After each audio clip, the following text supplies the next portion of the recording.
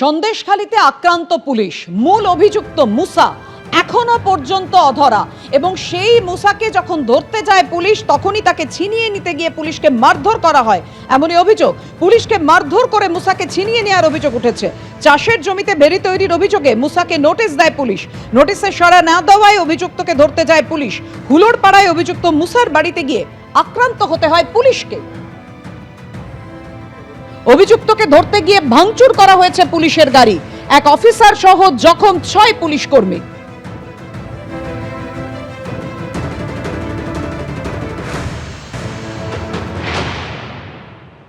শুনতি হাইওয়ের ধারে যখন মুসা মোল্লার বাড়িতে যায় রাজবাড়ি পুলিশ ফাঁড়ির আধিকারিকরা, সেই সময় মুসা মোল্লা বাড়িতে ছিলেন এবং সেই সময় পুলিশ যখন বাড়িতে এসে পৌঁছয় তখন মুসা মোল্লা ফোন করে তার অনুগামীদের ডেকে নিয়ে আসে এবং সেই সময় তারা জড়ো হয়ে আসে এবং আশপাশে গ্রামবাসীরা ছুটে আসে এবং মুসা মোল্লাকে যখন পুলিশ রাজবাড়ি পুলিশ ফাঁড়িতে নিয়ে যাওয়ার জন্য গাড়িতে তোলার চেষ্টা করছে, সেই সময় মুসা মোল্লার অনুগামীরা তাকে ছিনিয়ে নেয় পুলিশের কাছ থেকে এবং পুলিশ অফিসার সহ যে সমস্ত কর্মীরা ছিলেন তাদেরকে লাঠি বাঁশ দিয়ে বেধড়ক মারধর করা হয়। আর সেই সময় মুসা মোল্লা পালিয়ে যায়।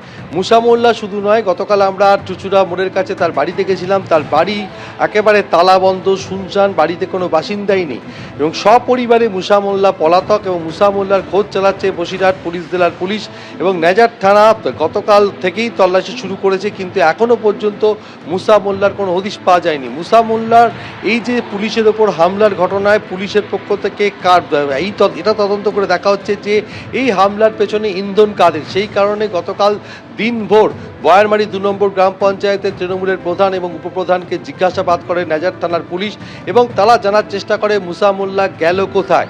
এবং প্রাথমিকভাবে পুলিশ সূত্রে যেটা জানা যাচ্ছে যে মুসা মোল্লার গতিবিধি সম্পর্কে এই প্রধান উপপ্রধানকে জিজ্ঞাসাবাদ করে বেশ কিছু গুরুত্বপূর্ণ তথ্য পাওয়া গেছে, কিন্তু এখনও পর্যন্ত মুসা মোল্লার কোনো হদিশ পাওয়া যায়নি। গতকাল 9 জনকে গ্রেপ্তার করে আদালতে পেশ করা হয়। তাদের মধ্যে একজন মহিলা রয়েছেন, সেই মহিলা মুসা মোল্লার এক আত্মীয়া বলে জানা যাচ্ছে এবং তাদেরকে 10 দিনের পুলিশ হেফাজতের নির্দেশ দেওয়া হয়েছে।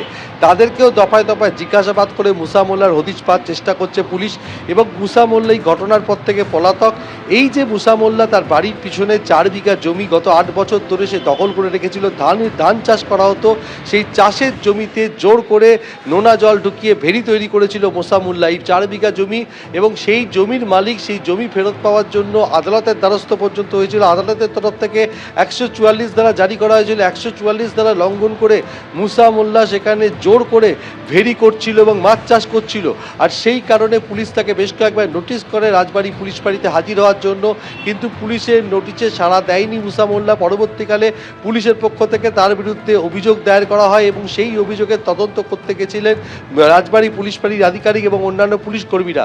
তখনই তাকে কিছু বুঝে ওঠার আগেই তাদের পুলিশ কর্মীদের সঙ্গে দুর্ব্যবহার করেন মুসা মোল্লা, গালিগালাজ করে এবং অন্যান্য অনুগামীদের ডেকে পুলিশের ওপর হামলা চালায়। পুলিশের গাড়িতে ভাঙচুর চালানো, কিন্তু এখনো পর্যন্ত মুসা মোল্লার কোনো হদিশ পাওয়া যায়নি। কেই মুসা মোল্লা? সন্দেশখালীতে পুলিশের ওপর হামলার ঘটনায় মূল অভিযুক্ত মুসা মোল্লা। কিন্তু এই মুসা মোল্লার ওপর অভিযোগ, দেখুন, জোর করে চাষের জমি দখল, তারপর সেই জমিতে নোনা জল ঢুকিয়ে ভেড়িতে পরিণত করে দেওয়া। শাহজাহান কাণ্ড সামনে আসার পর থেকে ফের একবার একই ধরনের অভিযোগ উঠেছে সন্দেশখালীতে, আর সেই অভিযোগের তীরই তৃণমূল কর্মী মুসা মোল্লার দিকে, যাকে ধরতে গিয়ে শুক্রবার রাতে সন্দেশখালীতে আক্রান্ত হতে হয়েছে পুলিশকে। শেখ শাহজাহানের কায়দায় চাষের জমিতে নোনা জল ঢুকিয়ে দিয়ে ভেড়ি করেছিল এই মুসাই, এমনটাই অভিযোগ। এই নিয়ে মামলাও হয়। তারপর ওই জমির ওপর 144 ধারা জারি করে আদালত, কিন্তু তারপরেও আদালতের নির্দেশ না মানায় রাতে পুলিশ মুসার বাড়িতে যায়। মুসাকে থানায় যেতে বলা হয়েছিল, খবর পুলিশ সূত্রে। তার তখন তৃণমূল কর্মী ফোন করে কয়েকজনকে ডেকে এনে হামলা চালায় বলে অভিযোগ। মুসা মোল্লার বিরুদ্ধে ঠিক কি অভিযোগ করেছেন স্থানীয় মানুষজন, দেখুন।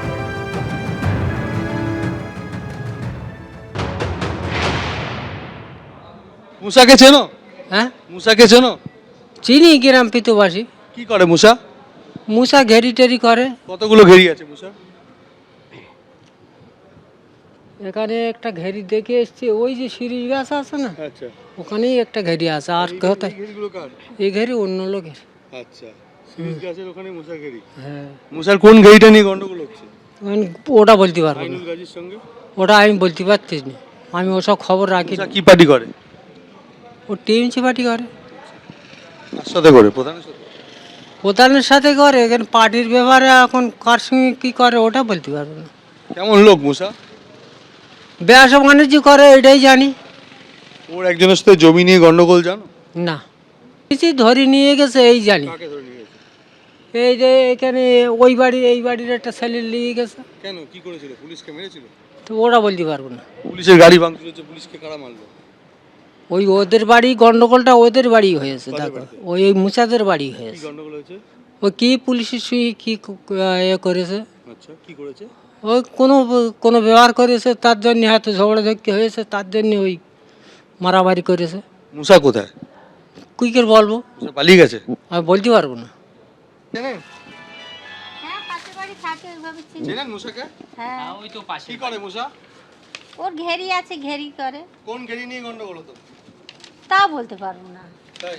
হ্যাঁ, কোন ঘেরি নিয়ে গন্ডগোলটা তো তা বলতে পারবো না আমরা। আচ্ছা, কালকে কি হয়েছে শুনেছেন? না, আমরা তো এই কাজ করে ছেলেরা কতগুলো ঘেরি আছে? রাতে কতগুলো তা আমি বলতে পারবো না। আমরা খেটে খুটে খাই, কি করে জানবো বলো? তা বলতে পারবো না আমরা কি পার্টি করে।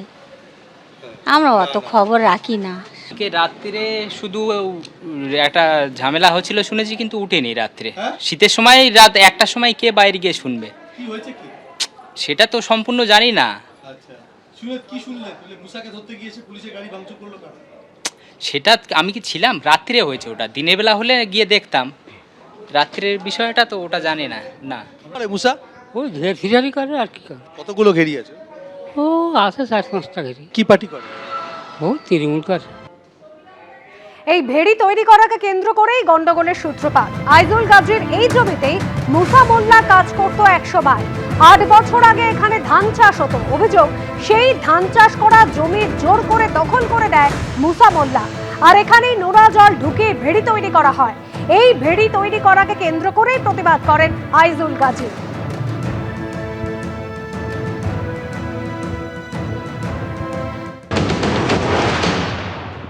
বাসন্তী হাইওয়ের ধারে চুচুড়া মোড়ের কাছে এই 4 বিঘা জমিকে কেন্দ্র করেই গন্ডগোল। মুসা মোল্লা একসময় এই জমিতেই কাজ করত এবং এখানে ধান চাষ হতো। আমরা রয়েছি ঠিক মুসা মোল্লার বাড়ির পেছনে, যে 4 বিঘা জমি যেখানে এখন ভেড়ি করেছে মুসা মোল্লা। আর এই ভেড়ি তৈরি করাকে কেন্দ্র করে গন্ডগোল। আইজুল গাজী, অর্থাৎ এই আইজুল গাজীর এই জমিতেই মুসা মোল্লা কাজ করতে এক সময়। 8 বছর আগে এখানে ধান চাষ হতো। সেই ধান চাষ করা জমি জোর করে দখল করে নেয় অভিযোগ মুসা মোল্লা, এবং এখানে নোনা জল ঢুকিয়ে ভেড়ি তৈরি করে। আর এই ভেড়ি তৈরি করাকে কেন্দ্র করেই প্রতিবাদ করেন আইজুল গাজী। আদালতের দ্বারস্থ হয়। আদালতের পক্ষ থেকে এই জমিতে 144 ধারা জারি করা হয়, কিন্তু অভিযোগ মুসা মোল্লা এই 144 ধারাও মানছিলেন না। আর সেই কারণে এখানে তিনি জোর করে ভেড়ি করছিলেন। তার ফলে আদালতের যে নির্দেশ ছিল 144 ধারা অমান্য করা, এবং তার ফলে আদালত অবমাননা করছিল মুসা মোল্লা। আর সেই কারণে পুলিশের পক্ষ থেকে তাকে বেশ কয়েকবার নোটিশ করে তলব করা হয়, কিন্তু মুসা মোল্লা হাজির হয়নি। আর তার পাশাপাশি পুলিশের পক্ষ থেকে তার বিরুদ্ধে মামলা রুজু করা, আর সেই মামলার তদন্তে এসে আক্রান্ত হলো নেজার থানার পুলিশ। আরে এই জমিটা কি দখল করে নিয়ে কবে থেকে? সেটা আজ 8-10 বছর হচ্ছে। ঠিক তাই মুসা দখল করেছে? হ্যাঁ, কেন দখল করলো? কেন? ওখানে ঘের করতো। চাষের জমি ছিল? আমাদের চাষের জমি, আগে কি চাষ হতো আপনাদের ওই জমিতে? ধান চাষ হতো। তারপরে তারপরে ঘের করছে সব। কে ঘের করলো? ওরাই ঘের করলো। কেন মুসার এত জোর করতে পেলো? আগে চাষ করতো মুসারা।